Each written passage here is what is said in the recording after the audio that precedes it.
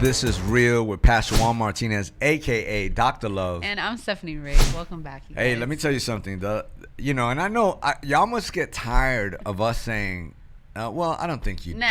But listen, we get so excited about the shows that we get to be a part of, right? Because, and also for you guys who always listen, write us letters, subscribe to the channel. You guys do all that. Without y'all, it would not be possible. Yes. We would just be talking to microphones and no one, a teacher's only as good as a student, right? Like the student is just as important as the teacher. Because imagine Jesus would have been, follow me, and nobody followed him, then, he wouldn't have no students to teach. So I think it's really cool that you guys listen, that you guys keep hyping us up, that you love the shows that you're playing. I was reading some of the comments this week, and they were just really encouraging. And there's always one crazy one. A cool story that someone came and visited. You were telling me last weekend, right? Yeah. Oh, yeah. So shout out to them, the couple that came to the church. That was dope. It was pretty cool because you shared with me. You were like, I think you got to meet them. I saw them from afar, but they actually stumbled across Get Rap because of This Is Real. Yeah, it wasn't even like a sermon. It was just us kind of kicking it. They were like, "Oh, let's go check them out." Church member, yeah, it was dope. Like that. So that was really awesome. Yeah, I like it. Thank you guys for doing that. I like it because at the church we I don't know, I like just taking back stuff that in the world we always say this is yo, keep it real, but really they don't, because 98%, even 80%, even 99.9 ain't really real. And you don't have to lie to kick it. Like, we could really talk about topics or talk to someone and just be real. And that's really what's going to bring about the change, not just in the people hearing, but even in the person speaking. Right? And so Love Fest was incredible. Yes. Over 650 people, tons of bikes given away. Bill pays. It was just dope. It was dope. Not only just the stuff that we give away, I just feel like lives were super impacted this weekend. Like, you couldn't see someone standing there during worship, during the message, during the altar call that didn't have tears in their eyes. Yeah. So there was a lot of crying. And a lot of praying. I heard that story too from our prayer team, that they were like, people were so open to prayer. Yeah. Usually, it's a little bit of a tough crowd because people are like, nah, man, I don't want nothing. I just came here for the free stuff. And now it was just like I think I was speaking to Becky, and she's like, I prayed for so many people. Like, so many people said prayer yes tent to was prayer. popping. Yeah, so the it was popping awesome. Prayer tent. Yeah. We were like, the prayer tent was popping. But you know what? Let's introduce our guest today. Without further ado, man. Kieran, what's the up? light. What's up, man? Hey, did I say that right? Welcome. Yes, you did. Awesome. Kieran, the light. Hey, why? What made you put the light? I mean, I just want people to, who are you a little bit? So, my name is Kieran. I'm from Baton Rouge, Louisiana. Nice. I actually started off doing secular and more worldly music at first before I was saved. Really? And I went by a completely different name. I'm not going to disclose that one. Wow. Because I don't want nobody go searching it. They're going to find it regardless. Then I'm going to let it be a surprise to them. Okay, go ahead. But like, whenever it happened, I decided I wanted to really show who I was and give my true identity once I made this transition. Yeah. And I was going to just go by Kieran at first. Kieran. And it was taken by a bunch of people in Asia. Really? You're like, in Asia? It was in Asia. And it was like, dang, there's a lot of people named Kieran there. And I think other countries just had those names copyrighted and trademarked and stuff. So I just put on Instagram, I couldn't put my name as anything else, and I put Kieran the Light behind it because someone told me that I was a light to the world one day when I didn't even know what that meant. Yeah. And I just put that as my name, and when I kept it there, someone very close to me told me, they were like, hey, I really like your Instagram name. It's fitting. And when they said that, I prayed about it. And that's when God just led me to Matthew, and I started reading about how a town set on a hill cannot be hidden, and how we are lights of the world. And it just spoke so much to the testimony of when I speak to people and how much light it shines on the dark areas that they're going through in their life. And it got to a point where I believe, wow, it actually is fitting, And that's fire. I kept using it, and before you know it, everybody that listens to my music, it's the music that makes you do it. When they listen to the music, it's like, wow, like you really are like a light, and you're bringing light to the situation. That's dope. And it works. So, that's how it is. I didn't expect my name to be a sentence, but that's how it turned out. Yeah. What are some of the things you're doing right now? Right now, I'm really right now like just focused on the music right now. That's what God has called me to do. Yeah. And my family. I have a wife. I have 3 kids. 3 kids. What are they? What are they named? Do you want to give them a shout out? Yeah, Jordan, Case, and Noah. Okay. My youngest son, he's only 8 months old right now. So, wow. Yeah, we had him right before we moved out here. So you're writing in between the Yeah. But he's really good, man. Like he is. Like he doesn't even do the most like that. So that's dope. we're really blessed for that. All boys. I still want that girl though, you know. Yeah. Okay. Oh, so y'all still working? Yeah. Okay. Hey, he goes, yeah. Hey, I mean, we being real. Yeah, that's cool. And it's great because when you're married, you know, you can say that. You know? Yeah, no facts. That makes it's just a freedom to it. There's just a freedom. They're like, yeah, of course we're working. No shame in that game. Yeah, but yeah, man. So I'm sorry. What was the question? What I'm doing right now. Yeah. So yeah, it's just the music. God has called me to that.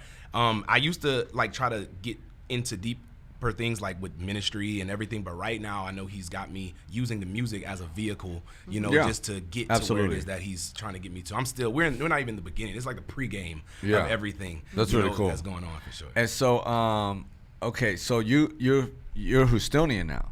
Yeah. You live here. Yeah. You live here. As of how many years? How long? No, not years. Not even a year. Not even I a year? moved here Wow. in July. Yeah. Okay. And I didn't truly get settled because I was still back and forth. What brought you to Houston? Till like December. So God gave me so many signs to come to Houston, but I began to meet so many different like divine connections, like just that I had here. Yeah. And where I was at, it got to a point where I was able to do only so much until God needed me to go around other people that was going to actually help bring the vision to life. Totally. And, where I was at home, there was just a lot of people that kind of, I don't want to say they doubt me. It's just they don't receive from me the same exact way that people from here do just because they know me. I'm like kind of stuck in this box. In your own hometown. Yeah, that they have me in.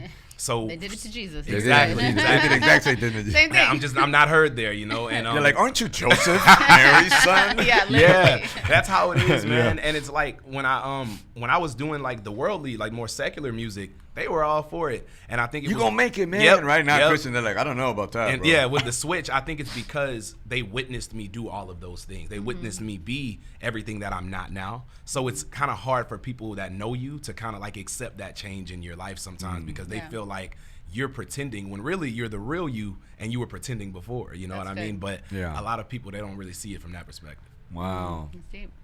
So now, what's something that you feel like since July, you said you had a lot of divine connections and all of that. And so, you know, you were sharing how basically music transitioned for you. So before, how old are you, if you don't mind me asking? I'm 27. Oh, Come on. 27. Hey, Okay, nice. Man, I feel old now. I know the beard makes me look 48, but you know what I mean? You look young. No. Yeah. Well, no, mainly I'm thinking the 3 kids. That's okay. Like, okay, he started older. Well, yeah. Or you were just fast with it. You know what I'm saying? Like, yeah. boom. Now, my first son is actually me and my wife. Like, that's not me and my wife's child. I remember when I was 19, I ended up, you know, in a situation. Doing your thing. Yeah. Uh-huh. And by 20 years old, I did have my first child, and he lives in California now, but I see him pretty often, and I have a relationship with him. That's really cool. And my middle child is actually my stepchild, actually. Okay. So you got that blended thing. Right. Yeah. So me and my wife, the only child that we actually have that's like biologically ours is my 8-month-old that's here, and it's a blessed child for sure, man. But I still claim like. Yeah, your children. Of course, my children. Of course. You know, so I don't even explain that. I wouldn't have even went into it if. No, but this is good because sometimes look, having blended families is a blessing. Yeah. But it's hard. It is. It's hard, especially when they start getting older. You know, you gotta maneuver because I don't think God really created it to be like that. Exactly. But we did that, so now all of a sudden, like, and He uses it. It all works together. Yeah, man, always. You know? Always really works cool. together. Oh, that's cool. You guys have that in common and stuff. Yeah. Yeah. I just don't rap. Oh, okay. So you get rap. Yeah. I got 6 kids. Yeah. I never heard it called a blended family though. That's a new terminology. Yeah. It's blended, and so you know, my wife's got 3 kids. I got 3 kids together with a Hispanic Brady Bunch. Right. But you know, it's a blended family. You know, it's just blended. Yeah. You know. Wow. Okay. I'm gonna start saying that. We're like, hey man, so like, is there a kid? Yeah, we're blended, man. That's yeah. So okay, tell us a little bit, because when did you get saved? So it happened this was a gradual process for me. Yeah, sure. So in 2018, coming out of like a horrible toxic relationship that I was in at the time. That'll do it. Yeah, it is. You know, a lot of times I always say people don't really like reach out to God until they're in this desperate place sometimes of like desperation for Him. Yeah. They just need something. Sometimes you don't even know it's God. You just want some type of like help or guidance or whatever. Like, and at this time in my life, like I didn't know much about anything that had to do with God. Like the basic stuff I didn't know. And like when people say Jesus died for our sins, I'm telling you, I didn't even know the full background even behind like all of it. I grew up in a Catholic church, and like when I grew up, it was this is starting to get kind of, but it was just for me as a kid in the Catholic church, just where I was at, it was very slow paced. I didn't understand much of what they were talking about. I kind of was there just because I had to go where my parents, were. So that's how it was for me. I didn't really build an actual relationship with God until it was on my own when he stripped everything that I was using as a substitute for him, or like to fill that void that I was dealing with. I dealt with lust. I dealt with I had a pornography addiction, bro. It was so many different things that I was dealing with, and at the time didn't even realize that's what it was. I started drinking, I started smoking, but what did it for me was the lust thing. I got to a point where I dealt with this the spirit of rejection that was over my life like for so long, and I was trying to aid that by with like sex and like just talking to different females and like just being involved and creating soul ties with people just to try to distract myself from the different things. I'm sorry, I'm not looking at you. No, you're good. But distract myself from like different things that I was dealing with, in my own life. And that relationship was like the only thing that I was depending on to keep me like good. And then once like I destroyed that, you know, that was gone. And it was a situation where I was just kind of stuck like by myself. And so many days passed, like in the Bible, it doesn't show all the days that people actually had to go through that sifting season. Usually like we read it like it just happened one hour. And that's what it seems like. So that's why patience is never tapped in. So true. And for me, I was just sitting at the house like, when is God, where are you? Like I'm doing what people are saying, like what's up? And it got to a point where I realized the only thing I knew how to do and the only thing I had was the music. That's something I've been doing since I was 10. And this all correlates to the question. I promise. No, you're good. I'm writing my music, and the only thing I could write about was just crying out to God publicly in my music, because I was just so real. Even when I did the worldly stuff, like it was real. It just wasn't about the things that I needed to be talking about. And when that happened, man, like I made my first song called "God Got Me." I made it in somebody's apartment, and like I just went in there. They were shocked. They were like, "It's a Christian song you just recorded in here?" I was like, "You just say God." You said God got me 12 times. Like, but yeah, man, like that was the song. And when I sent it to a bunch of people, everybody had a different reaction. It was like something that was being more accepted than all of the other music I made. And when I saw that, it was by people that I really respected, And when I saw that reaction, I said, okay, let me keep kind of doing it. So I started adding more of how I felt and just talking to God it wasn't biblical references. I didn't even know much about that. You didn't context enough. It was just more so on like God, I need you. This is what I'm going through. Like I hear that you do this. Like I'm just rapping. And people were just resonating with it, man. And once that happened, once I continued to do it, I would get more and more traction. So that's how he was speaking to me, because the more I would insert his name into my music, for real though, not just using it as like some type of tool to get people drawn to me. As I would do that, I would realize, dang, like this is really getting people, excited about my music. And I'm telling you, the pandemic, I was still, like I said, 1 foot in, 1 foot out. Like I was still kind of using profanity in some of the songs that I was talking about. That's crazy. Like a lot of the artists still do now, that's totally. And it got to a point, like I said, fast forward, the pandemic happened. I'm still in and out of different relationships, trying to like distract myself. I still got things going on. Then the pandemic happens, and at this time, I'm with my wife, but we weren't married at the time. We were just dating. Second. And I got laid off from my job. I was working at Embassy Suites. And this is when the transition really happened for me. This was in 2020. March, I got laid off, and I was still doing the music like halfway about God, halfway still trying to sound cool, whatever.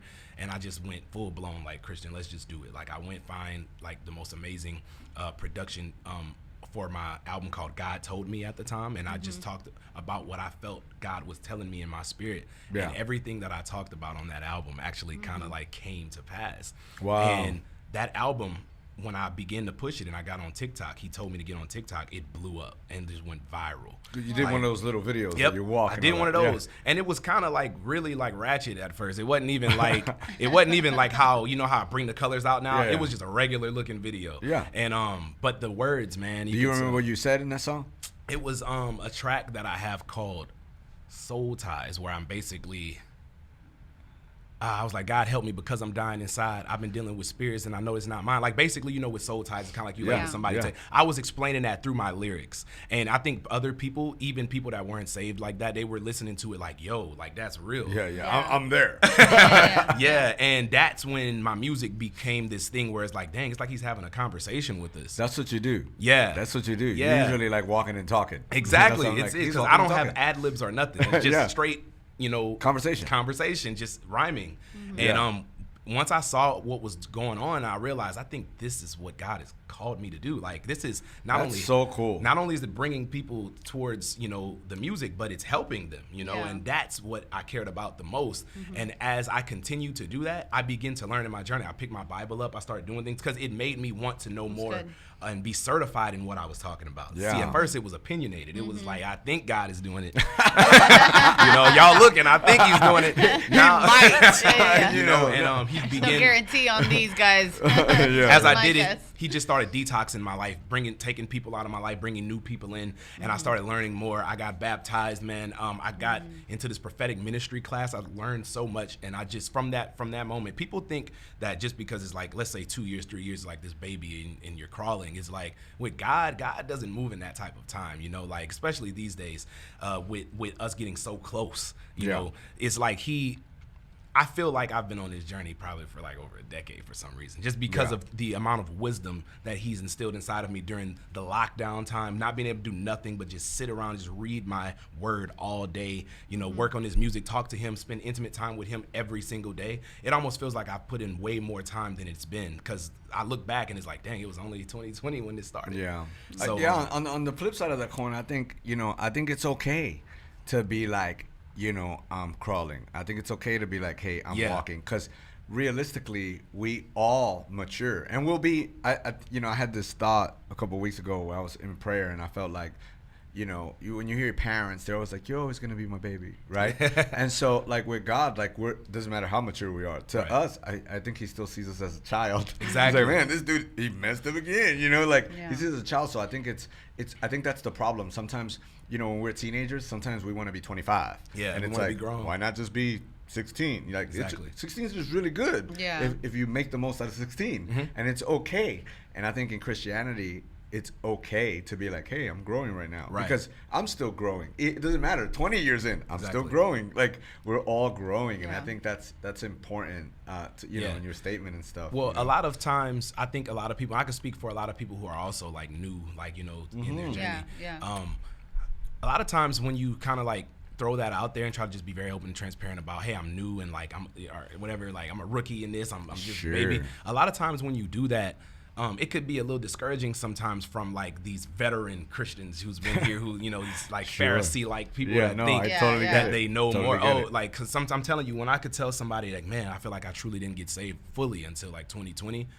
That was like yesterday, to somebody who's been on this walk. And like, I think it'll change the entire like just perspective of the conversation, just because they feel like, oh, I'm not even talking to somebody that's on the same like type of level as me. A lot of people, I don't even tell that, because they'll think that I've been doing this forever. Oh, sure. They're like, wow, that's a great song. Just the way that I'm gifted in being able to put the words together and different things. A lot of people kind of just, I don't know, man. They feel like it's been much longer, but when I tell them, the whole conversation and vibe will change a little bit. Sure, and that kind of sucks. And I'm gonna apologize for those people. I understand, because you know what? I think out of every, like, I still learn things from my teenager. Yeah, I do. Or sometimes it's just reminders. Right. Where I'm like, oh man, because you do get a little old, and I feel like the more wisdom, sometimes it kind of messes with you, right? Like you get puffed up a little because but the reality is that we can all learn from each other. As much as that mature guy, we can learn a lot from. We can learn from the guy who's 16, 22. It just depends. Those are just different phases of life, according to what, because everything for God is inner maturity, right? Like, he cares less of all this stuff. I don't really get all like worked up when I give Josh it's what, my 16-year-old, like a PlayStation. He gets excited. I paid for it, Right. Like, I'm excited for him, and I feel like that's I'm sorry that people out there are like that, and it's true though, because man looks, exactly. at the outward, right? Exactly. But I think you're an incredible person. Thank and I think you have a lot of wisdom.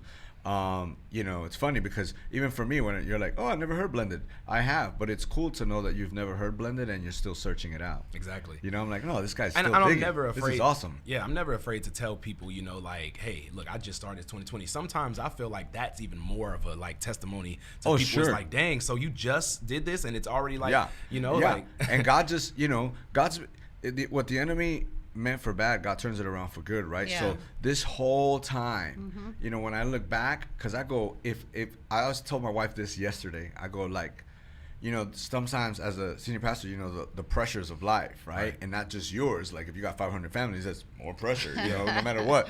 So I'm like, if I didn't, and this is, people might not like this statement, but it's a very real statement. If I wasn't, I felt like in my drug dealing days, there were so many pressures that I survived, that I felt like I was working that out and the enemy was like, yeah. And then when God flipped it, I feel like if I didn't go through all that, I wouldn't be able to withstand the pressure that I withstand now. Okay. I feel like that's what keeps me like, I could do this. Jesus, obviously, but I feel like there was such a training ground that I went through, near-death experience, beat up one day, still picking up the next day, just kind of like trying to avoid all this life. That now when Christian stuff happened, I'm like, I'm like, this ain't that bad. I can do this. Exactly. So I feel like God's always been, his hand's always been in our life. He loved us before we picked up a Bible. Right? He loves us so much that he gives us choice, to do the things that he's been watching us do, even though his hand has still been on us. He allows us to kind of go in those situations just so he could pull us out and he get the glory for that. Yeah, without a doubt. So, tell us a little bit about your album. But we're going to be right back with his album and what some of the songs mean. And, we got to run Kieran through the segment. So we'll be right back with This Is Real. We are back. Welcome back. Oh, I saw you. We were on the same time. Welcome back. Man. Okay, so real quick, you have an album coming out. What's the name of your album? Forgiven Music. Forgiven Music. Yes, Why? Okay, so I make my music in seasons, you know what I mean? Like I dropped like 6 albums last year just from it wasn't albums, it was just different projects. I had EPs and albums kind of mixed. Yeah. But they're still full. You working. Yeah, I'm working. Like, hey, look, have to right now, Yeah, totally. But it's kind of a thing where like whatever I'm going through, I don't really rap or make music about where I came from or where I just think I'm going. I talk about current events, it's like like this happened yesterday, and I'll like rap it. I like it. And the thing is, my last project was called Lukewarm, where I went into this season of lukewarmness. I didn't pick up my Bible probably like months. Yeah. I can't even imagine, and like how long. And the thing is just I'm very open about that. I went through a season of it was a weak season for me, man. Like I just couldn't pick it up. I was drained. I had a lot going on at home,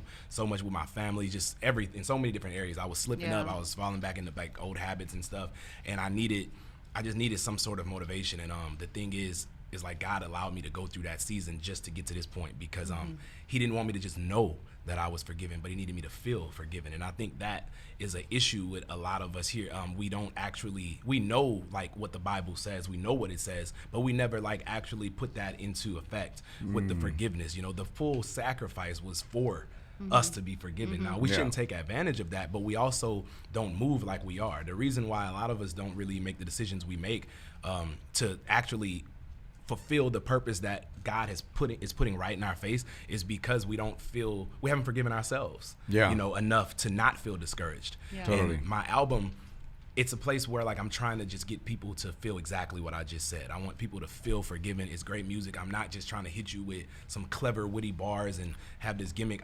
It's music that's smooth. It's a collaboration project too. So I have a lot of different artists on it. I seen one. Houston Talent. Houston Talent. I seen one. I forget his name, but you just kind of had a video with him. I think in a car, and he kind of sings a little bit. Eddie Clark. He was really good. Yeah, he's actually in Atlanta. I think he's from Tennessee. ATL, yeah. Yeah, I seen him. I kind of went and looked him up, and then I seen a few of the little rap clips. Yeah, he's got this that one that he's. Yeah, I know exactly. I was like, yo, that's pretty fire. Like I like that kind of stuff. Yeah. You gotta be a good rapper. We gave him a plug in the interview, bro. Yeah. He sings too, man. He's like this melodic type, like, and he rap as well. So yeah, he's a beast, man. I like that. Yeah. We're actually pretty cool. So I'm glad you brought him up because I want him to get a little shine for sure. Yeah, look, like for me, I grew up in the hip hop days. Right now, I'm 50, so I don't rock with it much as I used to. Exactly, changed. But if somebody gets my attention, I'll rock with it. You know, because I feel like you know, I want people to be. I want a chef to be able to cook. Yeah, you know exactly. I don't want a chef to like macaroni and cheese like out of the box. Like I want a chef to cook ramen noodles. So I same thing with rap or singing or anything. Like if it's your gift, develop that gift and get really good at it. And I can appreciate a guy that is in front of the airport and you're like, hey, do you know where? And he's like, yeah, go up the escalator, make a left, make another right, and you do that, and boom, you're there. I'm like, man, that dude was good. I could just appreciate that. What you know, type so of he's rap good. did you say you were into? You said more from like back. Hip hop back in the day. So just you liked it that I wake up today and I went down the street when they just telling stories. I feel like they're telling stories, yes. And I just felt like they articulated what they wanted to say, and it wasn't like it just made sense. Yeah. Right. The story made sense. Yeah, exactly. You know, like it wasn't mumble. You had to keep following it, you know, like to get to the end. To a movie, yeah, exactly. Yeah, like children's story and all that with like, you know, the patch guy. Yeah. Music has definitely changed for sure. Like you said, there's a lot of the mumble rap. Everybody wants to be able to sing. They want to bend their voice and do stuff. And before you know it, the music is out like this. You don't know what's going on. You're like, all right, I like the beat though. Yeah, the beat. But, I mean, you just gotta. I don't mind little creativity and stuff. It just gotta be good. Yeah. I don't know if that it should make sense. Because I think sometimes we want, oh, you know, praise God, you know, brother. Like we try to give him the clap for him, but like he ain't good. Like if I got up to sing, I mean, I can hold a little tune every now and then. But if I was the guy you were gonna listen to sing all the time, and I wasn't that good, and you kept telling me I was good, that kind of sucks. Yeah, man. Because I'm gonna be chasing something. I'm gonna be like trying to be a third baseman. I'm a great pitcher. Right. You know, like tell me what I'm good at. And I try to tell people the truth. Like a lot of people don't want to take constructive criticism. Like we get offended. And isn't that what God does though? Yeah. You know, he gives us the constructive criticism. He is out of love. You know, it's out of love, but he just don't want us going the wrong way. Facts. And I tell people all the time, bro, don't tell me that it's good. Just be like, hey, it was kind of trash. Like you don't even gotta say trash. If you think that's gonna hurt my feelings, just be like, hey, I think you could have done that a little bit better though. Yeah. Or I do it again. I like it when you rap on these types of beats, you know? Like when you're doing, you sound like more of a rock star type stuff. I don't like it. Like I don't get mad about that, you know? Sure. I mean, I can't get, I'm experimenting with what it is that I'm, you know, I'm doing. Absolutely. You know, so. Plus I think every time you get if you are good at your gift, every time they push you to do it again, you only get better. It only refines you. Exactly. It refines you. It's like the Bible. Like I keep going back to that. It's like when you continue to read the word, how like you're on fire because you're constantly charged up with getting refined. It's like somebody who does sports or anything. When you're doing it, when you stay at something repetitively like that, you have no choice but to grow maturely in it. Hey, what's how many songs are on this album? So it's 10 tracks on there and one skit. And obviously you're one of the heavy hitters today. This week, the heavy hitter this week is you. Oh yeah. So so you are on your album, but what are like your like 3 tracks that you're like, obviously you love them all, but like something that you're like, man, you know, these I really enjoyed. Like you enjoyed them all. We all know you enjoyed them all. Right. But what are 3 like? Hey, look out for these 3. 3 New Decisions, which is the one that we're gonna play here. Okay. Featuring Mike Teasy and D1. Nice. D1 music from D1 music from New Orleans. Okay, I like that dude. That's the homie. He's be real, be righteous, be relevant. Be real, right? be righteous, be relevant. Yeah, you I know like him. Yeah. Every time I say his name, people know who he is. Yeah. But he's a good guy. That's a great track. I like it. You know, it's slower. It's like an R&B type vibe. But I'm bringing that God feel to it as well. That's fire. Another track that I really like on there, I'm just spitting bars. Me and it's this other chick. She's from North Carolina. Her name's Kid Lee. It's called Breaking Records. Really? I mean, from beginning to end, we just spitting bars. She's nice, fire, bro. Like it's hard to find a lot of female MCs. She's only like 20 years old too. Really? She's a beast. I like bars. Yeah. You know, I like. Okay, you gonna like this album. The intro and the second track. I'm telling you, straight bars. Wow. You know what I mean? You gonna really like it. Are you like a writer or off the dome? Nah. I don't. If I say off the dome, I feel like you're gonna make me rap. Hey, I'm like, nah, but we being real, no, I'm not off the dome. Okay. I be jealous of people that could do it like that. They be spitting. I don't know how people could come up with such clever and witty bars off their head that fast. Yeah, I don't know. No, I'm joking. Yeah, go ahead. Yeah, she's like, I'm kidding. Yeah, I could, like when I write, and I write fast, you know, but when I do it, I could come up with some stuff that's like, I get it, that was tight. But just off of my head, I don't know how people do that. Yeah, man. I don't know. I trip out with Brian Tripp. Oh, really? Yeah, because he goes with no paper, right? So really? he does everything. He does everything in his head, and then he kind of spits it, and then he'll spit it again, and then he spits it again, and he's done. Yeah. Right. So like, never wrote it down, memorized the mistake, figured it out in his head. I'm like, how do you do that? Like, I didn't know that. Yeah, that's kind of Brian trippy. was supposed to be on this album. We actually have a track. It just kind of came late. You know, he's been super busy, man. I know he's been doing stuff with his son, and he's like doing a lot going on. He's got this tour he's set up. No, totally. But maybe on the next project. Hey, you heard it here, Brian. I had to put my man on the spot. Well, you said 3 tracks. I told you, do New Decisions, Breaking Records, and one more I could say would probably be Depend on Me with Eddie Clark, the one that we were just talking about. Yeah, that's fire. That's pretty fire. I like what you did there. It's a little different, but I like it. No, that's his song you're talking about. Oh, okay. Yeah, you're still plugging him in, though. That song that you're talking about is called No Remorse. That's his track. I was just and you're on it. Yeah. Okay. He let me start the song off. I'm in the beginning, and we have a video too and everything. Y'all go check it out on YouTube. You know. Yeah, it's kind of fire. Yeah. Yeah, I would say. We have another track that's gonna be on this album, and this one is called Depend on Me, featuring him and D Tall is another guy that's from Dallas. Hey, you just know everybody. This dude's and then my friend over here from. That's cool. That's really dope. So let's start off with one of the segments. Let's start having some fun. So we're gonna kick it off with Dear Younger Me. Dear Younger Me. So Kieran, take us back to a younger version of yourself. What were you like? What age were you? And if you could give yourself a piece of advice, what would it be? Can I switch the game up a little bit? Can you give me an age, and I'll tell you where I was at. Okay. Give you an age. Well, you're 27 now. Yeah, you're 27. No, because check it out. You have the opportunity to go back and talk to you. Okay. So think of a pivotal moment. So, because a lot of times we say, man, if I knew everything I knew now, we say that, right? And if I knew everything I knew now and I can go back, we say that. So here is your opportunity. You really could go back. Okay. Hey, the whole. See, I was only asking y'all because I didn't know what age to pick. But I'm gonna go to 16. 16. All right. What were you like at 16? 16 years old. I was trying to be like everybody at my school that was cool. I wanted everybody to like me. Yeah. I was cracking jokes that I thought was funny, trying to Chris Rock people, and people get mad. It was like that, and like not to say anything about that. We ain't gonna go there today, but I was trying to do that, and like I was just being someone that I wasn't, looking for that acceptance, man. Wow. And, so you remember the day you're gonna go back to? What were you doing? Making music for the first time, man. I had my own mic in my room, trying to rap like Lil Wayne. I still remember that. And I'll go back to that day to tell myself, dude, just be. Hold on right there. We'll be right back with a commercial break, and we're gonna hear what he would tell himself. 16 in the room, being Wayne.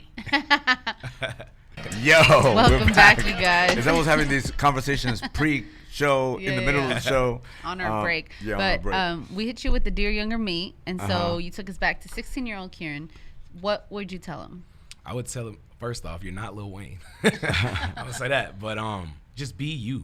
I probably wouldn't even tell myself what to rap about or what to say. I would just say, don't worry about what everybody else is doing, because who I am now is because of being who you really are today.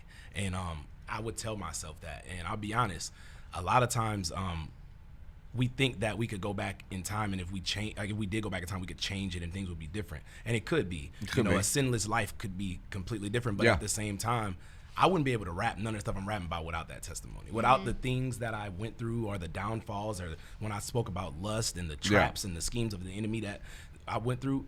That stuff is the reason why the music is so raw and real, because of that. So I wouldn't try to change the hands of time, but I would definitely try to guide myself in a better direction. Sure. Because I still think we have enough lustful people out there that you would have looked at it and still been gifted enough to rap about it. Exactly. So no matter what, God would have, no matter what we do, I feel like God, because I used to always I feel like sometimes even when I do Dear Younger Me, even when I have conversations with people, I have a conversation with somebody that I know has a lot of wisdom. I'll say, what would you tell yourself? And I always get the wisdom, that they would say to themselves. And I pull that, all the time, because I feel like it's important in people's lives. They've learned a lot of things. You can learn from something without actually experiencing it. Yeah, because they'd be like, well, you think you would have had the ministry you have today if you didn't? I was like, absolutely. I think I would have had the ministry because it was mine anyway. Exactly. So it just would have looked different. It would have looked different. But a lot of the wrong turns just make the ride take longer. Yeah, a lot of. You're absolutely right. That's really good. All right, we're gonna kick it off to the next one.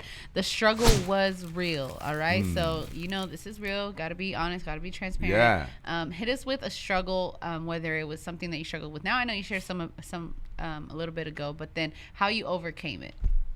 something that I struggled and still struggle with is patience. Patience. That is something, I know that's such a cliche answer, but patience, I just hate waiting, because I feel like a lot of times whenever I wait too long for something that I'm anticipating so much, I try to force it to happen. And when I do that, it's like what I just said, it makes the whole ride take longer, because now God has to come and clean up what I tried to make happen. And it's like, I didn't tell you to do that. And you feel like because of something you saw or something that someone else said to you or spoken to you, like whatever, that you could just go make it happen by forcing it. You know, and I always say anything that comes your way by force isn't meant for you. Like you just now said, kick the door in. Whatever's for us is already ours. So for me, I would say patience, man. Like just on this journey of just trying to like make it to the next level of promotion in this is just a journey in itself. You know, just waiting. Like, dang, when is it really gonna pop off? Or and people, I feel like it's already popping, but you know, there's always more levels that we're trying to reach within ourselves and unlock. And the patience of just waiting and just getting everything in my life all the way back together, waiting for God to still finish cleaning all of my mistakes up, you know what I mean? But hey, look how long he had to wait for me to get it right.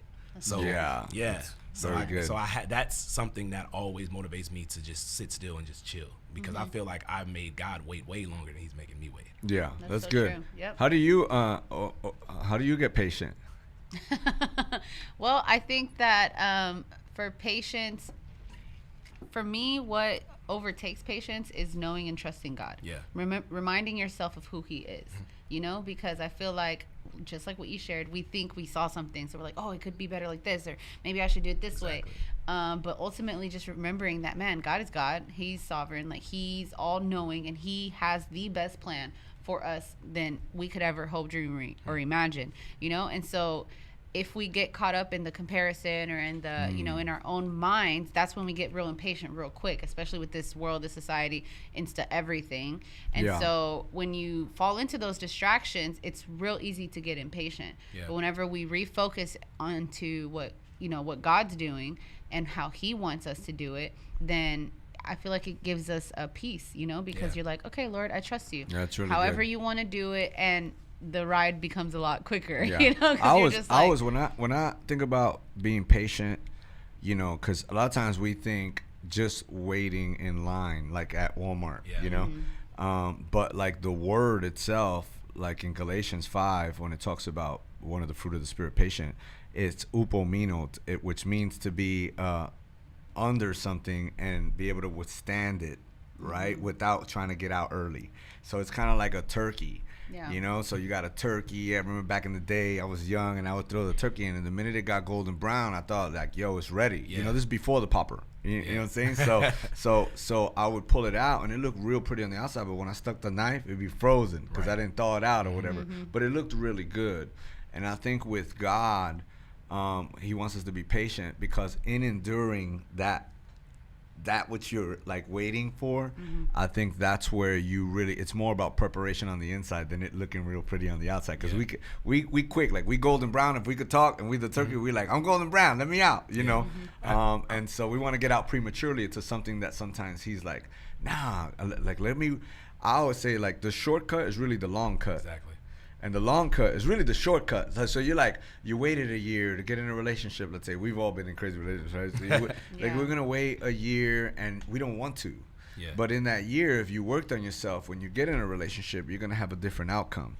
But if you get out of a relationship and you don't want to wait a year and you just jump at something, then you're almost like, it takes you 3 years to really get something that you could have got in that 1 year, and you know. But we're so like, hey, I want to get it done, and God's like, no, slow down. Back to the baking, you keep opening up the oven, you're delaying the cook time. And it produces wisdom, strength, perseverance. All like James 1:2-4, when he said, count it all joy, you know, trials and tribulations, because it's gonna produce, you know, that perseverance, so you don't lack maturity. And the thing is, every time I've ever was forced to wait, even though I couldn't stand the whole process of it, every time I got to the end of the waiting period, I always was just like, I'm glad this didn't happen for me at that time. Because I wouldn't have known what he needed me to know by the time it was ready. Just a whole lot of lessons. We messed it up. We're like, oh, another lesson, you know, like, oh, now the turkey is juicy and oh no, it's good. Yes. I feel like the older you get, like for me, I call them like train wrecks. You know, I used to just go head on, boom, and it didn't matter. I learned the lesson, bam, I learned the lesson. You know, now I'm like, ow, like I don't want to do the boom. I'm like I just want to. You start getting PTSD. Like. Yeah, it just starts hurting a little bit. You're like, I don't know if I want to do that again. You know, I'm just tired of like boom. I'm like, maybe if I just think this out a little bit better, I won't have to do the bam. Just you know, sit still. Yes, and still. I think it's in there because we all struggle with it. Yeah, like we all. The goal is to really like. We need the get reminder. Wisdom. We're impatient with waiting for Jesus to return. Oh, facts. Yeah. So everybody, he's coming tomorrow. You know, it's like, man, we hope. I feel like I hear that every day. Jesus is coming. He's coming at about 9:20. You know, it's like, it's always. That's so true. All right, we got one more, which is "You Think You Know Me," right? This is a good one. So this is always fun because, man, so many times people have misconceived notions of who you are because maybe they see a clip, they see a video, like Pastor Juan likes to say, maybe they encountered you in a different season, so they're like, you know, like you were talking about, you're back home, the people who knew you. So if you think you know me, share a misconception that people have of Kieran, and then set the record straight.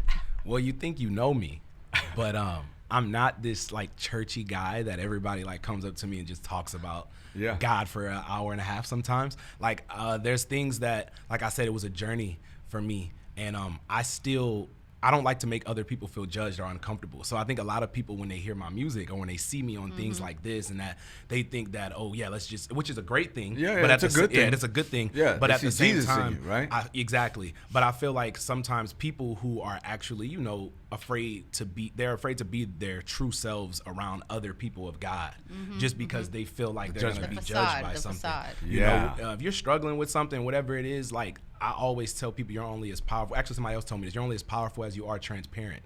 And just be real, you know, just be real. And I have to meet you where you are. That's the only way the seed can be planted. Now, I still have to be who I am. I can't compromise who I am to be, you know, like you. But at the same time, when you witness that, dang, I could still grab your attention, be cool. Yeah, I could be me. Exactly. You know, and you see that without having to cuss, you know, I don't have to switch up anything about myself. It makes someone else feel like, dang, so I guess loving God isn't corny, you know, or you know, or Christianity isn't boring or whatever. And they see you and everything. That's important because I think sometimes people are like multiple personalities, you know, like you meet them over here and they're like praise the Lord, and then you meet them over here, they're like completely different. You meet them at the house and their wife's like, no, he ain't like that, you know. It's like, nah, like you should be the same in every venue, right? Your wife should be like, okay, that's who he is here, that's who he is there, that's who he is there. And I think that's what brings the authentic. Right, man. Like people like they'll hear my music. I got a song called Trap that I actually just dropped not too long ago, the video, where I say, I got a Bible and don't even read it. He made me a leader and I don't be leading. I don't even know why I'm still breathing because I know the purpose, but I don't achieve it. My friends and my family steady retreating. I push them away and get mad when they leaving. I don't go to therapy knowing I need it. I know my mistakes, but I steady repeat it. And when I said that, people would hear the part where I'm saying like, oh, basically I'm talking about all of the things that I'm not doing right. Yeah. And somebody was like, you don't read your Bible? Yep. Oh, I know it. You don't read your Bible. Sounds false prophet to me or something. And I was just like, nah, man, look, you think you know me, but I'm just being real. I'm being real. I didn't pick up my Bible at the time that I wrote this. I wasn't being a leader that he called me to be. You know, my family are trying to embrace me, but I push them away because of my own insecurities. Like so many different things that we think about another person, and that's something about me that like, look, I'm just honest, I'm real, and I probably make some of the same mistakes, if not a lot of the same mistakes that you make. And when you find that out from somebody else that they're making the same mistakes you make, that helps somebody realize they're not the only one. It helps them heal too. Exactly. No, you're right. You're right. That's why it says confess your sins to one another. And in life, a lot of times they don't do that. So they suppress, and you know, now you're bleeding. You know, you hear the term, they're bleeding over everybody else. Well, that's a very true statement because, like you said, it's almost like, ooh, can I tell him that? Because if I tell him that, is he gonna look? And let me tell you, sometimes we put everything under the church and Christianity umbrella. I'm just a firm believer that just because people go to church or they say the things that they say doesn't make everybody a Christian. You understand? So sometimes some of those people that are saying those things to you, they really need to check themselves. Because I know Lucky goes to our church, and there was a season where, you know, I know him behind the scenes. Like I talk to him, we send him verses, you know, I give him little assignments, you know, like to help him grow. And the reality is that here we're starting this walk, and they're like, he dyed his hair, and what is it? And I'm like, I dyed my hair. I'm thinking, like, what are you talking about? God's after my heart. Like he's after who I am. Exactly, man. And he wants you could portray anything you want out there, but when you're alone, like, God looks at the heart. He knows every thought. And your intentions. Everything. So I feel like that's a very important thing to kind of put out there, I just had the picture of you, like, with as Rev Run, in the bathtub, sending, like, the encouraging text messages to you know rappers. What? Maybe I need to start doing that. I think you should. I really think. I had that picture. I used to watch that all the time. I blow up like that. They're like, how'd you do it? Bathtub texting. Bathtub texting, that's all I did. We have a couple minutes left, but I wanted to see, people. So there's a lot of people listening, right? Yeah. Some people relate to your story. Some people, and I like what you shared, where you're like, you know what? I made that decision. It was a process. It was a transition. But I realized that I was lukewarm. And even though you didn't grow up knowing Jesus, you didn't have any awareness of what being saved was like. People who are listening, maybe that's where they're at, right? Yeah. Where they're like, man, I don't even know that worldly. That's not even part of my vocabulary, What would you tell them that's kind of like that light switch moment to say, you know what, I feel like I need God. I feel like I need this. I don't, like you were talking about, that moment of despair. What would you tell them to have them switch that light on to say, okay, you know what, I've tried everything else, but it's Jesus that I need? Yeah, that is a great question. I would say first, let's stop condemning ourselves. Like I said, I push that word forgiveness more than anything, just because I know that's what keeps me going. Mm-hmm. At the time when all of the sins and everything that I was dealing with was weighing on me, making me feel like, I could never be an artist. I could never have a amazing wife and family, this and that, because I ruin everything. I'm destructive. And the enemy had me feeling that way. God had already forgave me. I was making myself feel that way. Yeah. And when I wasn't picking up my Bible, first off, I'm going to tell anyone, even if you don't understand it, read it. Pick it up and try your best. And if you don't understand something, look, we got YouTube University. We've got so many people around us that are able to, that do know. That can give you a couple steps. I would never tell anyone not to do that. I think people sometimes hear me say I didn't read the Bible and be like, okay, good. I don't have. Read it. Yeah. That's where I was at. I want to. I want to. I'm gonna continue to. But do that. And even if you don't condemn yourself for that, though. Don't feel like you're just, God has given up on you. God doesn't like you. You're not one of his favorites. You're not chosen. You're not anointed. You're not this because of that. Mm-hmm. Yeah. Because at the end of the day, we only aren't what we don't allow ourselves to be. Good. That's really good. So that's what I would say to anyone that's feeling that way. The people that are around you that are discouraging you are put there by the enemy to discourage you. Mm. So we just gotta isolate ourselves. Where do they find you? So good. Find me on all platforms: Apple Music, Spotify, Tidal, Amazon, all the ones you listen to for the music. Also, you can find me on Instagram at Kieran the Light, Twitter at Kieran the Light, all platforms, the handle is at Kieran the Light, and on TikTok, which is the primary platform that God is raising up right now. I believe it's at Kieran the Light. Kieran.